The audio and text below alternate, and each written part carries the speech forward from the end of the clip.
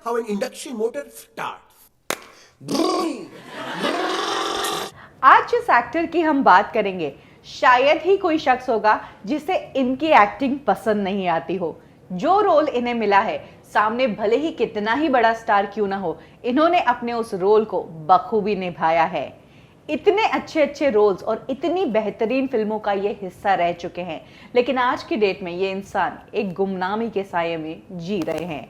जी हाँ, बात करेंगे 3 इडियट्स के राजू रस्तोगी, गोलमाल के लक्ष्मण और रंग दे बसंती के सुखी यानी कि एक्टर शर्मन जोशी की। शर्मन जोशी की लाइफ से जुड़ी वो बातें मैं आपको बताऊंगी जो आपने शायद ही सुनी होंगी। कब शर्मन जोशी एक थिएटर आर्टिस्ट से बने बॉलीवुड के ए लिस्टर एक्टर, क्यों रोहित शेट्टी के साथ इनका हो गया झगड़ा और कैसे हुए आउट बॉलीवुड की 2 सुपरहिट फ्रेंचाइजी से।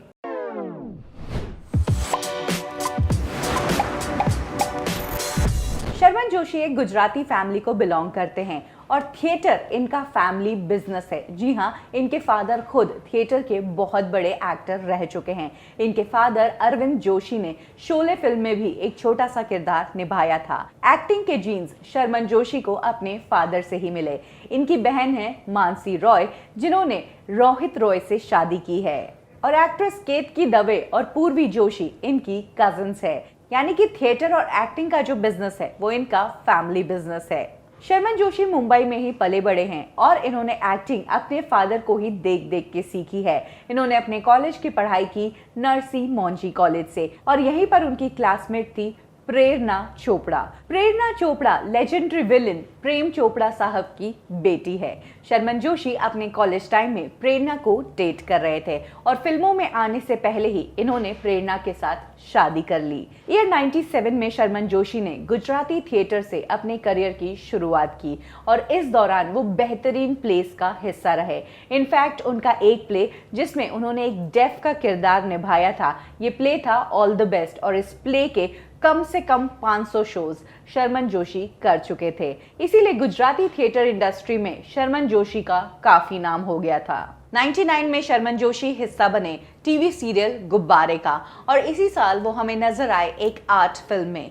ये आर्ट फिल्म थी गॉड मदर, और इस फिल्म के किरदार के लिए शर्मन जोशी के एक्टिंग की काफी तारीफ हुई। इसके बाद ईयर 2001 में वो छोटे से रोल में नजर आए फिल्म लज्जा में, और फाइनली 2001 में ही शर्मन जोशी को मिला बॉलीवुड में अपना पहला बड़ा ब्रेक।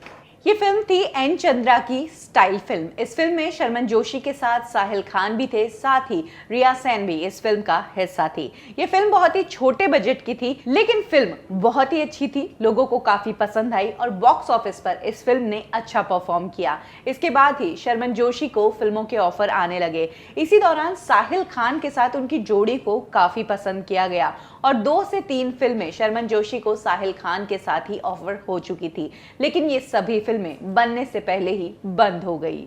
और यही कारण था कि 2001 के बाद शर्मन जोशी हमें 2002 नहीं बल्कि डायरेक्ट नजर आए 2003 की फिल्म एक्सक्यूज मी में।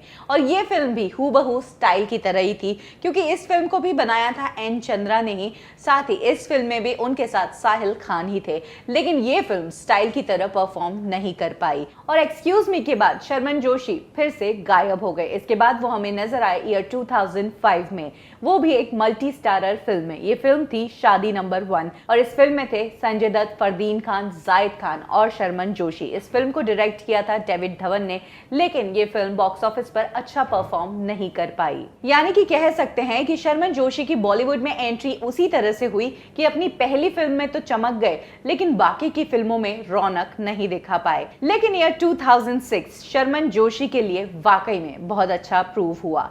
इस साल वो नजर आए फिल्म रंग दे बसंती में, और ये फिल्म सुपर हिट साबित हुई। इस फिल्म में शर्मन जोशी का जो किरदार था वो उनके पिछले कैरेक्टर से बिल्कुल हटके था। ये एक सीरियस रोल था और इस फिल्म में उन्होंने सुखी का रोल निभाया था। और इसी साल आई रोहित शेट्टी की फिल्म गोलमाल। ये फिल्म भी बॉक्स ऑफिस पर सुपर हिट साबित हुई और इसके बाद शर्मन जोशी एक और बेहतरीन फिल्म का हिस्सा बने नजर आए। ये फिल्म थी लाइफ इन अ मेट्रो। इन तीनों फिल्मों से शर्मन जोशी बॉलीवुड के ए लिस्टर एक्टर्स की कैटेगरी में आ चुके थे। जी हाँ, जो शर्मन जोशी अपने करियर के इनिशियल डेज में थोड़े से लड़खड़ा गए थे, वो अब ए लिस्टर एक्टर्स में आ गए थे और उन्हें बहुत ही अच्छी फिल्में ऑफर होने लगी थी। 2007 में उनकी फिल्में आई रकीब और ढोल। हालांकि इन फिल्मों ने बॉक्स ऑफिस पर जितना अच्छा परफॉर्म नहीं किया, उतनी ही अच्छी इन फिल्मों को क्रिटिक्स की तारीफ मिली और शर्मन जोशी तो तारीफें बटोर ही रहे थे। उनकी परफॉर्मेंस फिल्मों में अब कंसिस्टेंट चल रही थी और वो सीरियस और कॉमेडी दो तरह के रूप इंडस्ट्री को दिखा चुके थे। इसी दौरान शर्मन जोशी को एक और फिल्म ऑफर हुई। ये फिल्म थी इंदर कुमार की धमाल फिल्म। शर्मन जोशी इस फिल्म की बाकी स्टार कास्ट के साथ इस फिल्म का हिस्सा बन चुके थे और इस फिल्म की शूटिंग शुरू होने ही वाली थी, लेकिन शूटिंग शुरू होने के कुछ ही दिनों पहले शर्मन जोशी ने इस फिल्म से वॉकआउट कर दिया। कहा जाता है कि इसका कारण यह है कि शर्मन जोशी, जो कि बेहतरीन फिल्मों का हिस्सा बन रहे थे, वो सिर्फ अच्छे और क्रीम रोल्स ही चाहते थे उस दौरान। इसीलिए जब इंदर कुमार की दूसरी फिल्म यानी कि प्यारे मोहन रिलीज हुई और वो फिल्म बॉक्स ऑफिस पर फ्लॉप साबित हुई, तो उस फिल्म का रिजल्ट देखकर शर्मन जोशी ने धमाल से वॉकआउट कर लिया और फिर इस फिल्म में उन्हें रिप्लेस किया गया आशीष चौधरी से। तो इस तरह से शर्मन जोशी के हाथ से चली गई धमाल जैसी सुपरहिट फिल्म। सिर्फ धमाल ही नहीं, बल्कि इस दौरान रोहित शेट्टी ने एक बार फिर से शर्मन जोशी को याद किया अपनी गोलमाल की सेकेंड इंस्टॉलमेंट के लिए, यानी कि गोलमाल रिटर्न्स के लिए। कहा जाता है कि शर्मन जोशी ने इस फिल्म के लिए हाँ तो कर दिया, लेकिन इस फिल्म के लिए उन्होंने बहुत ज्यादा रेट कोट की थी। According to reports, Sharman Joshi ने इस फिल्म के लिए 1.5 करोड़ रुपए मांगे थे अपने उस रोल के लिए, जो इस फिल्म के प्रोड्यूसर्स को मंजूर नहीं था। इनके मैनेजर ने काफी नेगोशिएट करने की कोशिश की और बाद में शर्मन ने भी गोलमाल के प्रोड्यूसर्स को ये मैसेज पहुंचवाया था कि वो नेगोशिएट करने के लिए तैयार है, लेकिन तब तक देर हो चुकी थी। रोहित शेट्टी और उनकी टीम को ऐसा लगा था कि जिस शर्मन जोशी को हमने हमारी गोलमाल फर्स्ट का हिस्सा बनाया था, वो अब थोड़ा सा प्राइसी एक्ट कर रहे हैं। सेकंड पार्ट में कुछ नेगोशिएशन मेरे मैनेजर और प्रोड्यूसर्स की कुछ गड़बड़ हो गई and I couldn't be a part of it. यही कारण था कि रोहित शेट्टी ने शर्मन जोशी को इस फिल्म में रिप्लेस कर दिया श्रेयस तलपड़े से। गोलमाल रिटर्न्स के बारे में जब खुद शर्मन जोशी से एक इंटरव्यू के दौरान पूछा गया कि वो गोलमाल रिटर्न्स का हिस्सा क्यों नहीं बने, तो उन्होंने कहा कि उन लोगों ने ही मुझे निकाला। हालांकि ये फिल्म इतनी ज्यादा बॉक्स ऑफिस पर खास परफॉर्म नहीं कर पाई, लेकिन इसके साथ ही शर्मन जोशी के हाथ से गई एक और हिट फ्रेंचाइजी। शर्मन जोशी ने 2 बड़ी फिल्में तो रिजेक्ट कर दी थी, लेकिन कह सकते हैं कि ये रिजेक्शन उनके लिए बहुत फायदेमंद हुआ, क्योंकि इसके बाद वो नजर आए राजकुमार हिरानी की फिल्म 3 इडियट्स में। 3 इडियट्स में शर्मन जोशी हमें राजू रस्तोगी के रोल में नजर आए और इस फिल्म में वो स्क्रीन शेयर करते नजर आए आमिर खान और आन माधवन के साथ। ये फिल्म बॉलीवुड की one of the epic film है। ये फिल्म एक लाइफ चेंजिंग फिल्म है और इस फिल्म ने लोगों को ये सोचने पर मजबूर कर दिया कि शायद हम अब तक जो जिंदगी जी रहे थे वो गलत जी रहे थे। ये फिल्म हमें बहुत कुछ सिखाती है। इतनी बड़ी फिल्म का हिस्सा बनने के बाद जहां लोगों की लाइफ निकल पड़ती है, वहीं शर्मन जोशी के साथ तो उल्टा ही हुआ। इस फिल्म के बाद शर्मन जोशी को हालांकि एक और फिल्म ऑफर हुई। रोहित शेट्टी, जिनके साथ शर्मन जोशी गोलमाल रिटर्न्स के टाइम पर नेगोशिएट नहीं कर पाए, इस बार फिर रोहित शेट्टी गोलमाल का 3rd पार्ट बना रहे थे। ये फिल्म थी गोलमाल 3 और इस फिल्म में एक बार फिर रोहित शेट्टी ने शर्मन को एक रोल ऑफर किया, लेकिन इस बार शर्मन जोशी ने ही इस फिल्म को रिजेक्ट कर दिया, ये कहकर कि वो अब कॉमेडी रोल्स करते करते बोर हो चुके हैं, वो कॉमेडी फिल्म्स का हिस्सा नहीं बनना चाहते हैं। दोनों टांगे तुड़वा के अपने पैरों पे खड़ा होना सीखा है, बड़ी मुश्किल से आया है एटीट्यूड। हाँ, अगर रोहित शेट्टी उन्हें कोई और तरह का किरदार दे तो डेफिनेटली वो उनके साथ काम करेंगे। और इस बार शर्मन जोशी की जगह ली कुणाल खेमू ने। इनफैक्ट एक इंटरव्यू में तो शर्मन जोशी ने खुद ने कहा कि उन्होंने गोलमाल 3 की स्क्रिप्ट बिना पढ़े ही उस फिल्म के लिए मना कर दिया। नहीं, मैंने स्टोरी भी नहीं सुनी थी। नहीं, मुझे इस जॉनर की फिल्म फिलहाल नहीं करनी। जिस वक्त शर्मन जोशी ने रोहित शेट्टी की फिल्म गोलमाल 3 को मना किया था, उस वक्त उन्हें इस बात का कोई भी रिग्रेट नहीं था, क्योंकि उनके हाथ में ऑलरेडी फिल्में थी। इनफैक्ट विधु विनोद चोपड़ा तो शर्मन जोशी के काम से इतने ज्यादा इंप्रेस हुए कि उन्होंने single hero as a Sharman को लेकर एक फिल्म भी अनाउंस कर दी थी। ये फिल्म थी फरारी की सवारी, लेकिन इस फिल्म को बनने में कुछ ज्यादा ही टाइम लग गया और इसी दौरान यानी कि 3 इडियट्स और फरारी की सवारी के बीच शर्मन जोशी की 2 फिल्में आई। ये दोनों ही फिल्में बॉक्स ऑफिस पर फ्लॉप साबित हुई और फिर आई फरारी की सवारी। इस फिल्म का बज़ तो बहुत था, लेकिन बॉक्स ऑफिस पर इस फिल्म के मिक्स रिस्पॉन्सेज आए। यानी कि 2009 की 3 इडियट्स के बाद शर्मन जोशी की अगर किसी फिल्म का बज़ था तो वो थी सिर्फ और सिर्फ फरारी की सवारी, जो आई थी ईयर 2012 में। और क्योंकि शर्मन जोशी की इस फिल्म का बज़ था, यही कारण था कि एक फिल्म जो उन्होंने 10 साल पहले ही शूट कर दी थी और वो 10 सालों से बंद डिब्बे में थी, वो प्रोड्यूसर्स ने अब रिलीज कर दी। ये फिल्म थी 3 बैचलर्स। शर्मन जोशी को प्रोड्यूसर्स की इस बात पर बहुत ही ज्यादा गुस्सा आया। उन्होंने प्रोड्यूसर्स पर आरोप लगाया कि वो मेरी इस पॉपुलैरिटी को एनकैश करना चाहते हैं और इस फिल्म ने भी कहीं ना कहीं शर्मन जोशी के करियर को और खराब ही किया, क्योंकि लोग ये सोचने पर मजबूर हो गए जो शर्मन जोशी इतनी अच्छी फिल्मों का हिस्सा बने हैं, उनकी चॉइसेस ऑफ फिल्म को हो क्या गया है।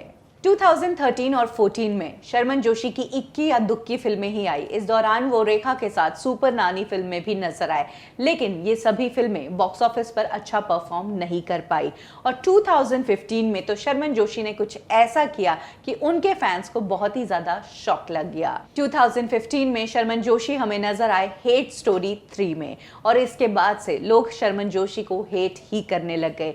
लोग सोचने पे मजबूर हो गए कि इतना अच्छा एक्टर जो इतनी कमाल की एक्टिंग करता है, उसे हो क्या गया है, वो इस तरह की फिल्म में कैसे काम कर सकता है।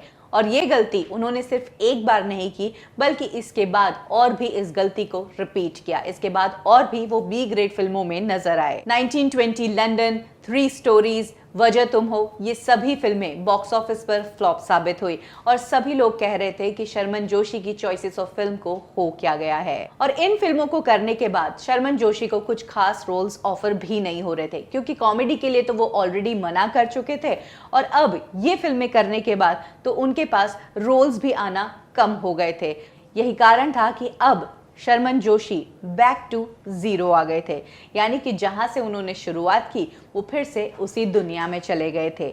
उन्होंने फिर से थिएटर में काम करना शुरू कर दिया। कौन सोच सकता था कि जो शर्मन जोशी हमें इतने बेहतरीन रोल्स करते नजर आ रहे थे, वो अब बॉलीवुड से गायब ही हो गए थे और उनकी कमी किसी को भी महसूस भी नहीं हुई, क्योंकि यहाँ पर हर रोज नए चेहरे आते हैं। लेकिन हाँ, उन्होंने जो किरदार निभाए, उन किरदारों को देखकर वापस यही लगता है कि शर्मन जोशी क्यों काम नहीं कर रहे हैं, शर्मन जोशी क्यों हमें बेहतरीन फिल्मों का हिस्सा बने नजर नहीं आ रहे हैं। ये 2019 में शर्मन जोशी हमें मिशन मंगल फिल्म का हिस्सा बने नजर आए, लेकिन इस फिल्म में भी उनके लिए करने को कुछ ज्यादा नहीं था। शर्मन जोशी एक बार फिर से धीरे धीरे बॉलीवुड में आने की कोशिश कर रहे हैं और आने वाले टाइम में वो हमें कुछ बेहतरीन फिल्मों का हिस्सा बने नजर आएंगे, जिसमें से एक है आमिर खान के साथ की फिल्म लाल सिंह चड्ढा। इसके अलावा टॉम डिक एंड हैरी के सीक्वल में भी शर्मन जोशी हमें नजर आने वाले हैं। करंट सिनेरियो की बात करें तो शर्मन जोशी की जब फिल्में नहीं होती है तब वो थिएटर में ही काम करते हैं,